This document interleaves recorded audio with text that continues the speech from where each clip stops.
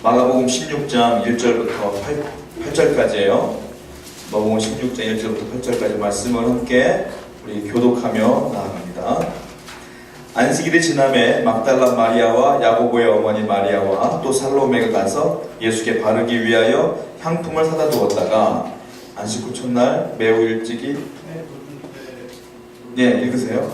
그 무덤으로 가며 서로 말하되 누가 우리를 위하여 무덤 문에서 돌을 굴려 주리오 하더니 너를 들어본즉 무덤에 들어가서 흰옷을 입은 한 청년이 우편에 앉은 것을 보고 놀라매 청년이 이르되 놀라지 말라 너희가 십자가를 박히신 나사렛 예수를 찾는구나. 그가 살아나셨고 여기 계시지 아니하시니라. 보라 그를 두었던 곳이니라. 가서 그의 제자들과 베드로에게 이르기를 예수께서 너희보다 먼저 갈릴리로 가시나니 전에 너희에게 말씀하신 대로 너희가 거기서 배우리라 하는지라. 이곳이 놀라 떨며 나와 무덤에서 도망하고 무서워하여 아무에게도 아무 말도 하지 못하더라. 아멘. 자, 기도합니다. 걸어가신 하나님 아버지, 예수님 부활하신 날을 맞이하여 물세워동교 성도님들이 함께 예배합니다. 부활의 주님, 부활의 기쁨, 부활의 신앙을 이 시간에 회복하고 알게 해 주시옵소서. 말씀을 통하여 큰 위로받고 하나님의 은혜 가운데 거하게 해 주시옵소서. 오늘 특별히 세례의식이 있습니다. 하나님의 귀한 백성으로 인침받는 날이오니 성령 하나님께서 오늘도 큰 기쁨이 있게 하여 주시고 하나님의 은혜가 충만할 수 있도록 도와주시옵소서. 감사합니다. 이 모든 말씀 예수님의 이름으로 기도드렸사옵나이다. 아멘. 여러분들 부활이라고 하는 것이 누군가 죽었다 살아난다는 것이 사실 쉽게 믿어지지가 않습니다. 플린스턴 신학대학교 총장이었던 갈레스피 교수님이 은퇴를 하신 뒤에 교회학교 교사를 하셨대요. 교회학교 교사를 하시면서 아이들에게 이렇게 설명을 하는 거예요. 오늘은 부활절이다 얘들아. 우리 예수님이 너와 나를 위하여 십자가에 못 박혀 돌아가셨다가 사흘 만에 다시 살아나신 거야. 기뻐해야 되지 않겠니? 그랬을 때에 어린아이 한 명이 손을 벌쩍 드는 거예요. 뭐라고 하냐면 선생님 부활이 진짜예요? 묻는 거예요. 그러니까 신학대학교 교수님 나이 먹은 교수님이 진짜지? 사실이지? 이겠어요. 그 아이가 또 물어봐요. 정말이에요? 정말이란다. 그때 이 아이가 뭐라고 하냐면 불가능한 것 같은데요? 전 사실 아닌 것 같은데요? 이렇게 얘기했다고 그래요. 여러분 어린아이들은 웬만하면 다 믿어요. 순수해서 야 부활했어 부활을 믿고 우리 애들도 그래요. 제가 너 이렇게 하면 하나님 너 싫어하면 진짜 하나님이 자기 미워하는 줄 알고 막 무서워하고 그래요. 애들은 원래 이렇게 순수하거든요. 근데 그 어린아이들조차도 부활을 잘 믿기 힘들어요. 사실 누군가가 죽었다 살아났다 그냥 몇 시간 있다 살아나는 거 가능한데 죽은 지 사흘 이상 냄새가 폴폴 나는데 살아났다 가능하겠느냐. 믿기 힘들어요. 퀸네드라고 하는 교수가 뭐라고 말했냐면 이렇게 말했어요. 부활은 창조와 더불어 아주 강력한 제1의 기적이다 그랬어요. 부활과 창조는 동급인 거예요. 이거는 엄청난 사건인 거예요. 사실은 기적 중의 기적이라는 거예요. 여러분 많은 사람들 믿기 힘들어요. 부활은. 그러나 우리는 하나님을 믿는 자로서 부활을 믿습니다. 저만 믿는 거 아니고 여러분도 믿습니다. 할렐루야. 부활하신 주님을 믿습니다. 할렐루야. 옆에 분들과 함께 인사했으면 좋겠습니다. 예수님 부활하셨습니다. 인사합시다. 예수님 부활하셨습니다. 아멘. 자, 여러분 무덤을 보면 사람들의 권세와 권력을 알 수 있을 것 같아요. 중국에 가면 위대한 지도자였던 모택동의 무덤이 있습니다. 거길 가보면 지하에 항상 사시사철 16도로 유지를 해요. 그리고 살아생전의 모습 그대로 방부 처리를 해서 그 모습 그대로 있어요. 여러분 얼마 전에 TV에서 봤죠? 김정일 죽었을 때에 방부 처리해서 그 얼굴 있는 거. 공산주의 국가는 그렇게 하더라고요. 모택동을 그렇게 해놓고 모스크바에 가면 레닌이 또 그렇게 해서 방부 처리를 해놨어요.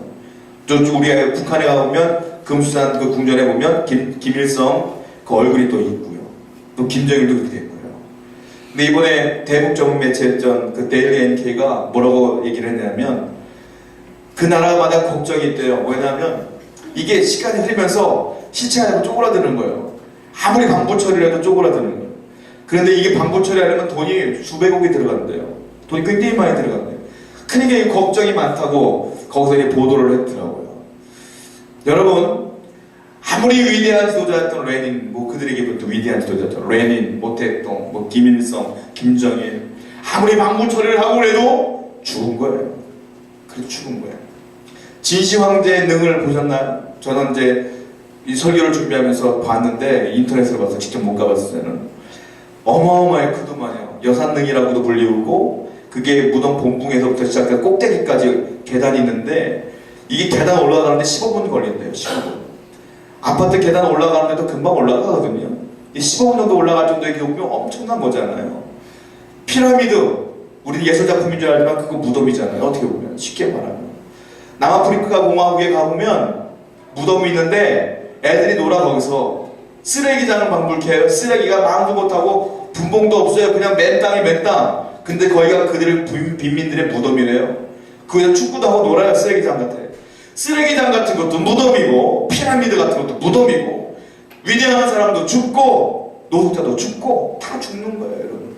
죽고 다 죽는 거예요. 근데 많은 사람들은 내가 죽은 이후의 삶이 있다고 믿지는 않아요. 부활을 믿지 않기 때문에 그래요. 그렇기 때문에 그들은 어떻게 삶을 사냐면 이 세상에서 어떻게 하면 잘 살까? 어떻게 하면 잘 먹고 잘 살고 돈 많이 벌고 권력을 유지하고 존경받으며 살까? 어떻게 하면 내가 하고 싶은 거 승리하며 성공하며 살까? 여기에 집중하며 살아요. 사는 거 다 똑같습니다. 여러분 직장생활 해보세요. 다 똑같은 이유로 살아요. 정치 권력을 가지면 뭐 선해집니까? 아닙니다. 그 권력을 잡기 위해서 가진 일들을 뭐 함정을 파놓고 가진 술수를 부리면서 거기 올라가는 거예요. 올라가서도 유지하게 또 다른 일들이 벌어져요. 돈 많으면 행복할 것 같습니다. 돈 많으면 뭐 할 거예요, 여러분들? 다른 사람 차 타는 것보다 더 좋은 차 타는 거예요, 그냥. 더 넓은 집 사는 거예요. 그리고 돈 많으면 뭐예요? 선한 거 쓰지 않아요. 내 자녀들 교육비 더 많이 들어가는 거예요. 그런 거로만 살다 가는 거예요, 그냥. 내세가 없어요, 그들에게는. 이 세상이 유일한 소망이기 때문에 그래요. 그러나 그걸 아셔야 됩니다. 우리는 이 땅을 보는 사람들이 아니에요. 왜? 우리 부활을 믿습니다. 할렐루야. 우리는 죽은 이후의 세계를 믿습니다. 내세를 믿어요. 우리 죽은 이후에 하늘나라 가서 하나님과 살 걸 믿어요. 믿지 않습니까? 그렇기 때문에 우리의 삶의 집중 포커스는 이 땅이 되면 안 되는 거예요. 우리는 하늘을 보는 존재가 되는 거예요. 그렇기 때문에 이 땅에서 못 살아도 덜 살아도 권리 좀 없어도 믿음으로 감사하며 살 줄 알아야 되는 거예요. 여러분 오늘 기반으로 해서 다시 여러분들이 이 땅에 포커스를 두지 말고 하늘을 바라보는 믿음을 회복하시기 바랍니다. 이게 부활 신앙이에요. 이게 내세를 가진 사람들이 사는 삶의 방식인 거예요. 여러분들 씨름 혹시 해보셨어요? 저는 씨름 뭐 스포츠 대회 같은 게 있으면 씨름이 꼭 있어요. 제가 학교 다닐 때는 꼭 반대표로 내가 씨름 선수를 뽑혔어요. 난 이상하게 뽑히는 것도요. 씨름 선수, 줄다리기 선수 이런 건 뽑혀. 힘쓰는 것만. 달리기 선수 이런 건 안 뽑혀. 알는 사람은 느리니까 별로. 씨름을 해서 제가 접은 적이 별로 없었어요. 왜냐? 기술이 하나도 없거든요. 저는 힘이 센 것 뿐이야. 초등학교 때부터. 내가 힘쓰다니까 안 믿기죠? 나중에 한번 이 힘을 좀 보여줬으면 좋겠는데. 하여튼 힘이 세요. 하여튼 씨름 선수는 맨날 가. 맨날 불려가. 맨날 이겨. 그런데 내가 지는 친구 한 명 있었어요. 얘는 나보다 등도 작고요. 키도 작고요. 말랐어. 딱 봐도. 근데 얘가 이제 뼈가 굵었나 통뼈인가 봐. 힘은 세더라고요. 그래도 나보다 힘은 안 셌거든요.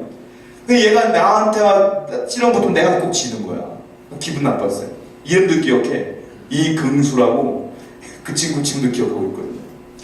근데 그 친구가 내가 왜 지냐면 그 친구가 아버지가 씨름 선수였거든요. 어렸을 때부터 아버지한테 기술을 배운 거야. 얘가 잘하는 게 있어. 힘도 좋으니까 얘가 뒤집기를 잘해요. 뒤집기를. 그러니까 등치 큰 사람하고 싸울 때는 뒤집기를 해요. 뒤집기라는 기술 아세요? 여러분 씨름 방송을 잘 안 해서 이렇게 상대방의 가슴팍으로 파고 들어가서 허리까지 집어넣은 다음에 그냥 뒤집어 먹는 거예요. 그러면 아무리 등치 큰 선수도 그냥 뒤집어져요. 왜? 온몸으로 뒤집으니까. 내가 거기서 많이 졌어요. 밀면 걔가 밀리는데 얘가 파고 들어가면 이거 어떻게 할지 모르겠는 거야. 파고 들어가 뒤집으면 내가 뒤집어졌어요. 그래서 내가 졌어요 항상. 여러분 제가 이 얘기를 왜 하냐면 저는 그렇게 생각해요. 부활이라고 하는 것이 뒤집기 아닐까? 죽음에 대한 뒤집기 아닐까? 예수님은 어떤 분일까? 뒤집기의 명수 아닐까? 세상에 많은 사람들이 끝났다, KO 당했다, 끝났다 이래도 예수님이 팍 뒤집어 버린 거 이게 부활전이 아닐까? 이런 생각을 했어요. 여러분, 예수님은 뒤집개의 명수예요. 물살이 흘러갑니다. 쭉 흘러갑니다. 거대한 통나무가 거기 물이 있어요. 어떻게 될까요? 물살 위에 통나무가 있다면 어떻게 될까요? 흘러갑니다. 흘러가요. 그런데 그거 아세요? 쬐그만 피라미가 한 마리 있어요. 그 피라미는 물살대로 흘러가지 않습니다. 역류하여 위로 올라갑니다. 왜요? 통나무는 아무리 커도 죽었기 때문에 흘러가는 거고요. 피라미는 아무리 작아도 살아있기 때문에 역류하는 거예요. 부활신앙이 뭔지 아십니까? 세상의 사조에 따라 흐름에 따라 이렇게 흘러가는 게 아니라 생명력이 있기 때문에 우리는 세상을 역류할 능력이 있는 거예요. 이미 그 능력이 여러분 가운데 있는 거예요. 세상을 흐름에 따라 이렇게 사람 사는 대로 사는 게 아니에요. 우리는 믿음 있는 우리는 역류하며 역방향으로 믿음으로 하늘을 바라보며 살아야 될 줄로 믿습니다. 이게 부활신앙이 있는 사람들의 삶인 거예요. 그래서 우리도 역전의 명수가 되어야 돼요. 너는 끝났어 말하려더만 끝난 게 아니에요. 우리 믿음으로 바라보면 하나님이 돕는 거예요. 이때 역사하실 거예요. 이걸 믿고 사는 거예요. 할렐루야. 이게 부활신앙 사람들이 살아가는 방식입니다. 그런데요, 이 본문을 보니까 이 본문 내용이 그렇습니다. 예수님이 돌아가신 뒤에 이제 마리아와 그 여인들이 예수님을 맞이하기 향유를 가지고 3일 만에 갔어요. 갔는데 무덤 문이 열려있고 깜짝 놀라서 들어가 봤더니 한 남자가 거기 딱 앉아있는 거예요. 예수님은 안 계시고. 그랬을 때 이 여인들이 시체가 도난당했다고 생각되어지면서 슬피 우는 장면이 나와요. 저는 그런 생각을 해봤어요. 우리 삶도 좀 이런 것 같아요. 맨날 절망하며 울며 사는 경우가 많은 것 같아요. 왜냐하면 이미 예수님의 말씀대로 부활 사건은 끝난 거예요. 부활했어요. 그러므로 구원받았고 부활된 거예요. 그런데도 여전히 우는 사람이 있다니까요. 여전히 그 자리에서 우는 사람이 있어요. 여러분 그거 아십니까? 예수님이 부활하심으로 인해 당신에게는 구원이 선물로 갔습니다. 부활 사건은 이미 끝난 사실입니다. 그 사실은 지금도 유효한 겁니다. 믿습니까? 그런데 우리는 여전히 울고 있다는 거예요. 여전히 절망하고 있다는 거예요. 이러면 안 된다는 거예요. 다시 구원을 회복하고 절망을 다시 한번 희망과 소망으로 바꾸는 여러분의 인생과 믿음이 되기를 축원드립니다. 본문을 다시 한번 읽습니다. 우리 6절과 7절 한번 읽습니다. 6절과 7절 한번 읽습니다. 시작. 손을 이르되 너희가 십자가에 못 박히신 나사렛 예수를 찾는구나. 그가 살아났고 계시지 아니하니라. 보라 그를 두어 놓으시니라. 가서 그의 제자들과 베드로에게 이르기를 예수께서 너희보다 먼저 갈릴리로 가시나니 전에 너희에게 말씀하신 대로 너희가 거기서 배우리라 하라 하는지라 그랬어요. 자, 예수님께서 부활하신 뒤에 어디로 가셨는지 아십니까? 갈릴리로 가셨습니다. 자, 마태복음 26장 32절을 또 한번 찾아보세요. 마태복음 26장 32절 찾아보세요.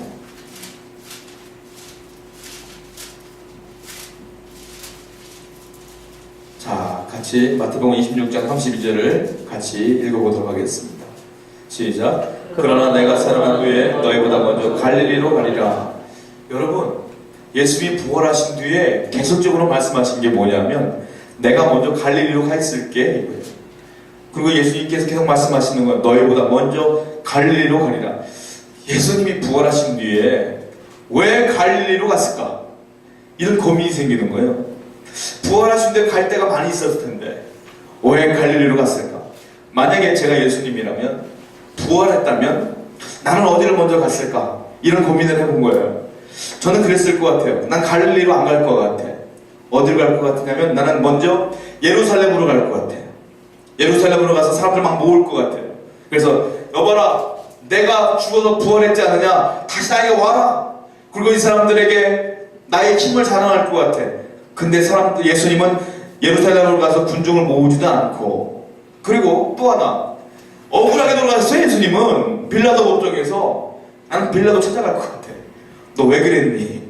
내가 뭔 죄가 있길래 날 십자가에 못 박았니? 그랬을 것 같아요. 근데 예수님 빌라도 법정으로 가지도 않았어요. 그리고 은혜 자리 어디입니까? 돌아가시기 전날까지 기도했던 장소가 있어요. 예수님이 거기가 겟세마네 동산이에요. 그것도 예루살렘에 있거든요. 겟세마네 동산에 올라가서 한 번 더 하나님께 감사하며 그 감격을 누려야 되지 않을까? 그게 겟세마네 가는 것도 아니에요. 변화산 예루살렘에 있어요. 변화산에 가서 유일하게 예수님께서 신적 모습을 보였습니다. 하나님의 아들로 빛으로 보인다는 소리예요. 변화산이.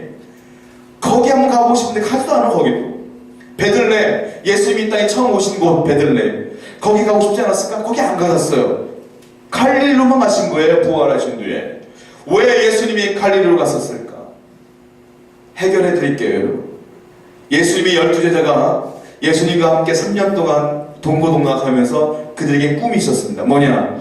예수님이 정말 메시아라면 이 땅을 뒤집어 엎을 것이며 그분이 왕이 될 것이다. 그러면 우리 12명의 제자들은 한 자리 차지할 거야.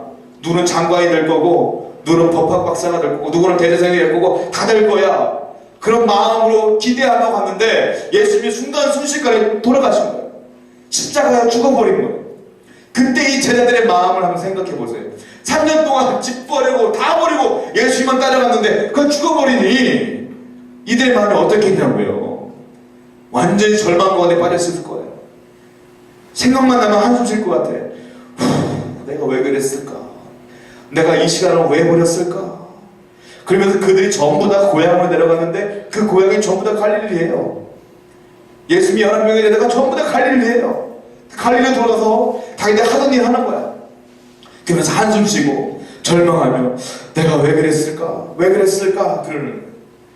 여러분, 예수님이 갈릴리로 가신 이유는 그 갈릴리라는 곳이 절망과 한숨과 슬픔이 있기 때문에 가신 거예요. 왜? 그거 뒤집으려고요.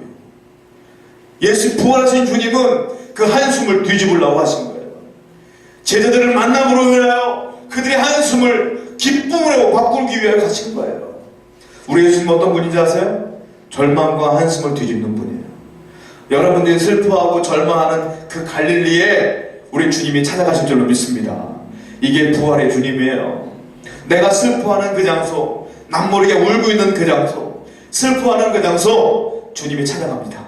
그리고 여러분들의 마음을 위로해 주실 것이며 그 슬픔을 기쁨으로 바꾸어 주실 줄로 믿습니다. 이걸 믿는 것이 부활신앙이다. 이걸 다시 한번 믿는 여러분들에게 축원드립니다. 자, 예수님이 왜 갈릴리로 가셨을까요? 또 생각해 봅니다. 도대체 갈릴리에서 무슨 일을 하셨기에 예수님이 그랬을까? 여러분 기억하십니까? 백부장의 하인이 병이 있었을 때에 백부장이 주님께 나와서 내 하인을 고쳐달라고 고백했던 장소, 거기가 갈릴리예요. 그리고 예수님이 마태복음 5장, 6장, 7장을 보면 신학적으로 산상순이라고 그래요. 거기서 선포했던 주옥같은 말씀, 거기가 갈릴리예요.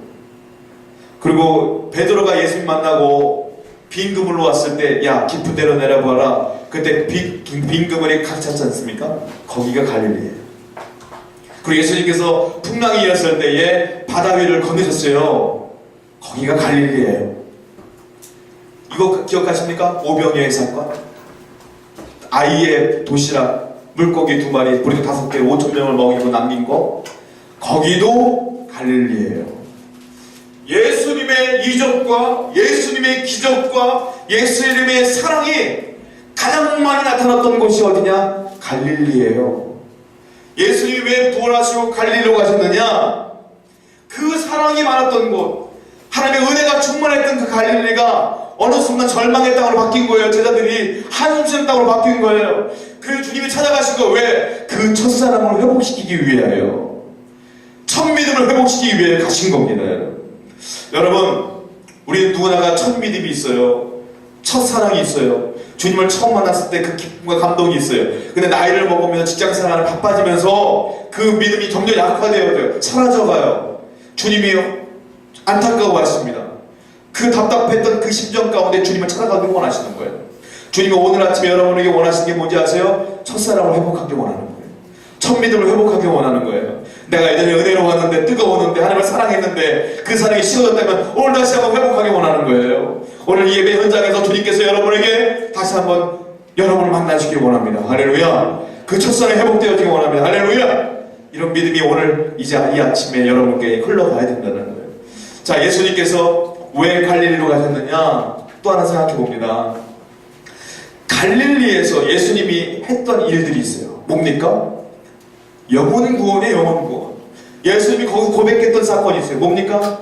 나는 잃어버린 영혼을 찾기 위해 왔노라.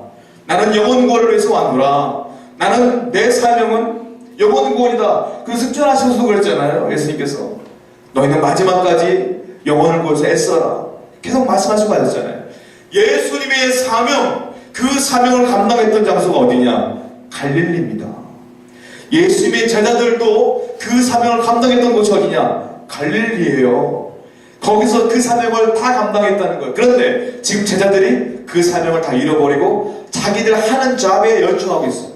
고기잡이 하고 있고 자기들 하는 먹고 사는 일에 집중하고 있는 거예요. 그러니까 주님께 찾아가신 거예요. 왜? 너희들의 사명은 물고기잡이가 아니지 않느냐.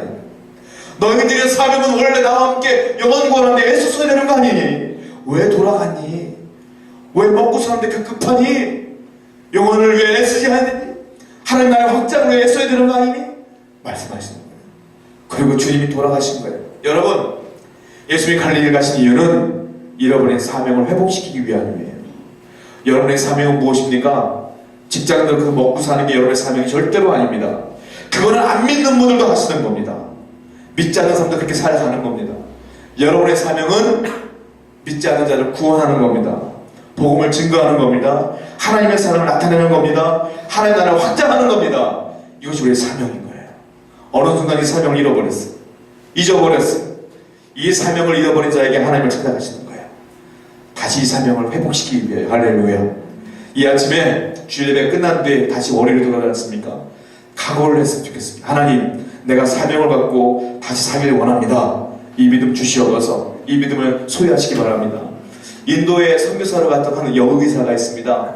이 의사가 너무너무 기도했던 응답이기 때문에 인도 환자들 무료로 진료해주면서 너무너무 사랑으로 대했어요. 하나님의 복음도 증거했어요. 그런데 시간이 흐르면 흐를수록 반응이 싸한 거예요.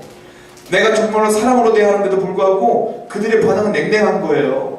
왜 그럴까? 왜 그럴까 고민을 했어요. 이유가 나중에 밝혀졌어요. 뭐냐? 이 여자 의사에게는 통역사가 한 명 있어요. 통역사가 그 사람들에게 인정을 받지 못하는 사람이고 못된 사람이에요. 이 사람이 여의사가 얘기를 하면 통역을 해줘야 되는데 통역을 해주는데 건방지고 교만한 말투로 통역을 해주는 거예요. 그러니까 이 사람들 받아들일 때 저게 뭐야? 이 통역사 때문에 저 여자 의사의 진실을 모르는 거예요. 그러니까 결국은 선교가 제대되지 않았다라는 기록을 제가 본 적이 있어요. 책에서. 사랑하는 여러분 누군지 아세요? 주님의 통역사예요. 사람들은 주님 제대로 못 봐요. 안 믿는 사람들은 다이렉트로 예수님 못 봐요. 누구를 통해 예수님 보는지 아세요? 통역사인 당신들을 통하여 예수님 보는 거예요. 내가 얼마나 사랑으로 그들을 대하느냐, 얼마나 사명감을 갖고 직장생활에 임하느냐, 내가 얼마나 열심을 다하여 주님의 일을 하느냐, 이걸 보고 당신들을 통하여 그리스도를 보는 거예요. 내가 제대로 살지 못하면 예수님이 욕먹기 딱 맞는 거예요. 사랑하는 여러분, 우리는 주님의 통역사입니다. 할렐루야. 사명감을 가지고 우리가 기쁨으로 감사함으로 하루하루 살기를 간절히 축원드립니다. 기도하겠습니다.